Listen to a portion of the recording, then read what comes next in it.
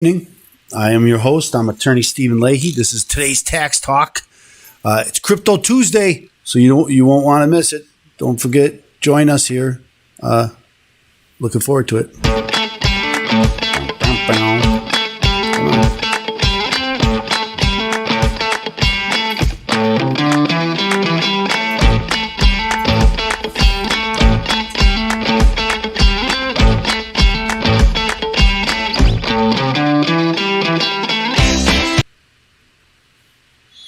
So it is Crypto Tuesday. I want to again welcome you to the show. Today's tax talk. I remember last Tuesday on Crypto Tuesday, I was talking about the Senate bill, and they had taken out anything relating to crypto because it wasn't going to pass. Same thing happened with the IRS when they were talking about expanding the IRS in order to gather more money for the infrastructure bill. And many of the Republican senators stood up and said no, and they couldn't get that. They couldn't get enough votes. They needed 60 votes. They didn't get enough votes, and so then they turned to crypto, and where they were saying that they could get $100 billion a year in the IRS if they expanded the IRS and go after more people. They're still going to go after more people. They're still going after the IRS. So they're just going to find another way to do it. They couldn't get it in this infrastructure bill. And so then they turned to crypto because crypto's the other boogeyman, right? We talk a lot about this on this show. We talk about the tax gap, where it was a 300 billion, 400 billion a year. They were always estimating, I think, on the high side. And now all of a sudden the estimate is $1 trillion, every year. And so I just think that the numbers are just outrageous. But of course, that's what they need to tell people that everybody's cheating in order to get people to agree to go after them. So the crypto bill, again, last week it looked like that wasn't going to be included in the bill, and for the last several days, supposed to pass on Friday, supposed to pass on Saturday, going to pass on Sunday. It's going to be Tuesday night. It did eventually happen today. A lot of wrangling back and forth about the bill. What is that crypto portion going to be on that? So let's talk a little bit about the crypto portion and what that is. Okay, so as I mentioned, they think they can get $24 billion a year from tighter restrictions on cryptocurrency. And again, the cryptocurrency is another boogeyman. It's everybody's evil, everybody's cheating. They're stealing from the government. Although 5 years ago there wasn't any crypto really to speak of, and now of course they see a payday, and the payday is that so they have to go into crypto. And many of the senators had they objected, but not enough. 19 Republicans voted to pass it. So I don't get it. I don't understand. But here's actually the first story I wanted to talk about is this one. This is the statement from Secretary of Treasury Janet Yellen on the cryptocurrency compromise. But I don't think it was a compromise. I don't think they compromised on it. Today, U.S. Secretary of Treasury Janet Yellen released the following statement on cryptocurrency. I am grateful to the senators for working together on this amendment to provide clarity on important provisions in the bipartisan infrastructure deal that will make meaningful progress on tax evasion in the cryptocurrency market. Again, there's no real evidence that there has been tax evasion in the cryptocurrency market. I am also thankful for the leadership, but more platitudes and everything's great and what a great job they did, according to Janet Yellen, the Secretary of the Treasury, about how this is needed and really it goes back to it's about more money. And so how is this going to affect cryptocurrency? Now again, cryptocurrency is it's still in its infancy. It could still be killed, so they think. I happen to think that it cannot, but they believe that it can be, and they're doing everything they can to cripple it, or at least suck as much money out of it as they can, and that's what's going on. This is from CoinDesk. U.S. Senate sends infrastructure bill to the House. The bill contains a broad definition, and this is really where the fight was. Right. This is where the debate was. The bill contains a broad definition of broker for crypto tax reporting requirements that lawmakers and industry advocates sought to change over the past week. And as I mentioned, last Tuesday, I thought that they had agreed to change it. And it seemed like they did to get people on board. And then when they got on board, then they went back and said, nope, we're not going to change it.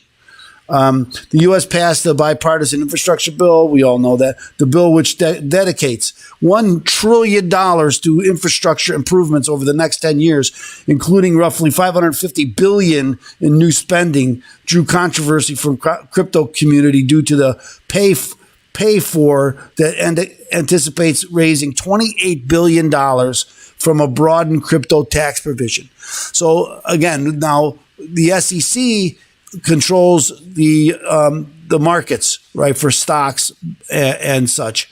We all know that the IRS does not recognize crypto as a stock. It is property, but they want to regulate it like a stock, in the sense that anybody who has anything to do with it, they want reporting. Earlier this year, I talked about the reporting requirements for financial institutions, that one of the goals of the Biden administration is to require all financial institutions to report every transaction that you make in your banking account to the IRS, so they can verify what your income and expenses are. Kind of the same thing going on here in cryptocurrency. The problem is that a lot of the people that are crypto is anonymous. Much of crypto is anonymous, so they're putting a big burden on people, and also miners, the crypto miners, and how they get it. They don't have a third party, so how are they supposed to report a 1099 and all the reporting requirements of this bill? They didn't answer that question. So that's question. So now many people, well, the House will fix it. Don't bet on it. The House isn't going to fix anything in this. They want more money, not less. And I don't believe that the crypto, and there's no, especially in the Senate, as we all know, they needed 60 votes, so they needed some Republicans. In the House, they don't need any Republicans. Even with the 7 seat majority, they don't need Republicans. They just need a majority. And so they're not going to compromise. They're not going to change the bill in any meaningful way. At least I don't believe they will. The provision expands the definition of broker, leading to concerns that the Internal Revenue Service might seek to impose broker information reporting requirements on non-broker entities such as miners, as I just mentioned. So this really goes back to the IRS, right? And advocates, that's why it fits so well in my today's tax talk. Advocates for crypto industry pushed back on the provision, leading to lawmakers introducing amendments to try to modify the language. Senators have several Republicans, some Democrats, propose explicitly defining which types of entities are brokers, but that didn't pass. Then they tried to lower one, a less restrictive one, and that didn't pass. Ultimately, no amendments were considered, and the Senate voted to discuss only the base bill late on Sunday night. They needed 100% to change anything. All 100 senators had to have agreed. A last-ditch effort to add a compromise amendment was scuttled on Monday as senators proposed a new amendment that needed unanimous consent to pass under the Senate's procedural rules. Senator Shelby objected to the provision, and so it didn't pass. The infrastructure bill will now go to the House, which is expected to take up the issue in the autumn. In autumn, the crypto provision faces bipartisan opposition there as well, with representatives, all expressing an interest in modifying the language. There is a couple Democrats in there, so maybe I'm wrong, but I don't hold my breath on this. I don't think that I think it'll go as written. It's unclear much of the leeway of the House will have to modify the bill, and they won't have much leeway. How the two competing cryptocurrency policies began a conversation on digital rights. Okay, so here, and I think this is the story where they point out the age of most of the senators, and how many in their age bracket don't even know what cryptocurrency is, never heard the term, and we're looking to them to define what a broker is and define the rules on a technology they don't even understand. That's not new, right? This happens, especially in the Senate. Senate deliberations continued over the weekend. We all know that they're over. As we know, cryptocurrency is a digital asset that more and more people are investing in. We all know that because that's why we're watching this, the Crypto Tuesday, because there's lots of crypto investors. Cryptocurrency investors are unhappy with the new tax provision, and we've already talked about that tax provision. They have to provide 1099s. So I'll read a little bit about this. The bill identifies a broker as anyone responsible for and regularly providing any service effectuating transfers of digital assets on behalf of another person. And anyone thus identified would be subject to tax reporting requirements. That appears to include people like miners who use a proof of work system, which is what mining is. Miners don't have customers, so they wouldn't be able to get access to information necessary to complete a 1099 form. Digital rights nonprofit, the Electronic Frontier Organization. I'm very familiar with the Electronic Frontier Foundation. I have early in 1999 and 2000, I have a master's degree in information technology law, and much of that has to do with privacy and digital privacy. And so the Electronic Frontier Foundation has been at the cutting edge of a lot of that, and it's all about privacy. The foundation wrote, cryptocurrency's decentralized financial system and its blockchain transactions don't tie information to an individual, but rather to a series of transactions that came before. Thus, cryptocurrency marketplace do not easily allow for collection and reporting of information.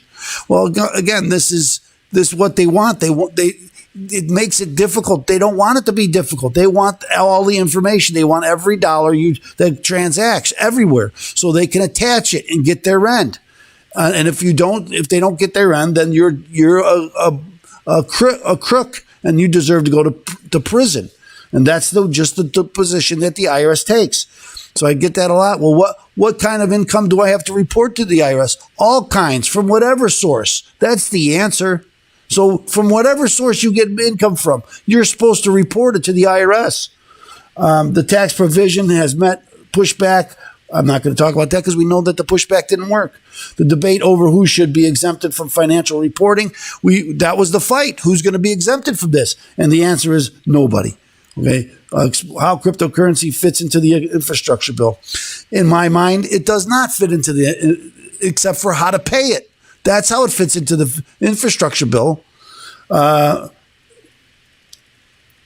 does Bitcoin have to do with roads and bridges? A lot right now in the U.S. Congress. One way lawmakers propose to pay for the $1 trillion infrastructure. So again, that's the way that's the connection to infrastructure. How are they going to pay for it? The plan could raise $28 billion in revenue over 10 years. I think that's a guess. They have no idea.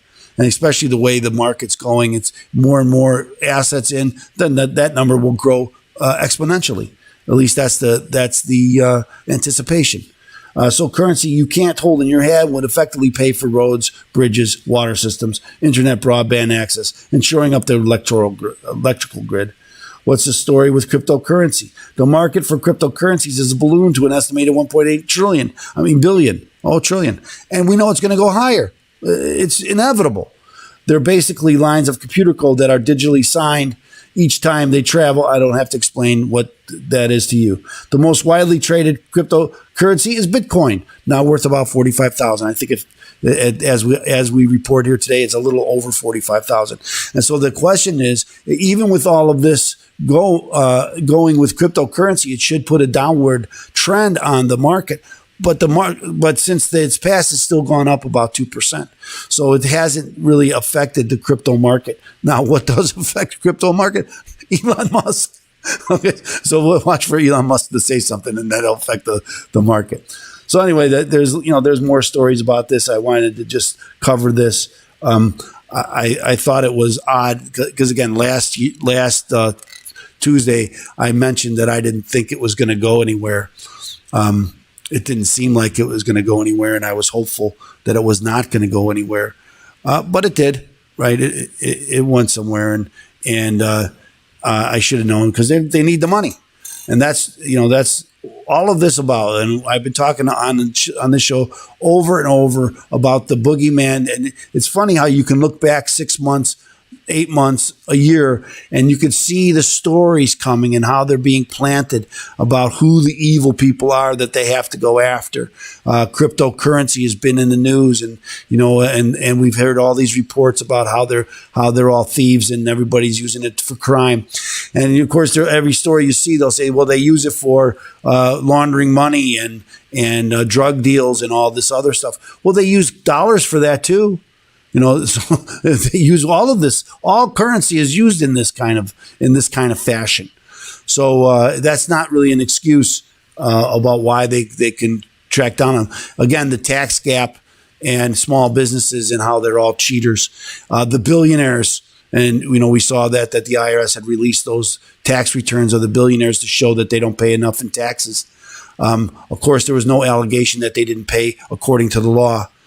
Just that their assets were much more than what their tax bill was, and because we don't tax assets in this country, we tax income. We only tax assets when you sell them. If you hold them and they go up, we don't tax that yet.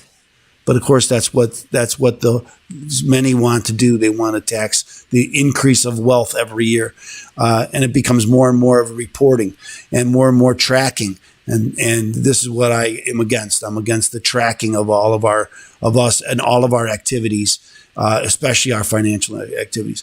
And the old adage, if you don't have anything to be afraid of, if you're not doing anything wrong, what are you afraid of? I think does not hold well when it comes to financial privacy and what I spend my money on. Should be my business and not the government's business. My own opinion. So that's where we are now. I want to thank you so much for joining us. I will get back to it, so we'll see how that all works. So thanks so much for joining us here tonight, and we'll talk again tomorrow.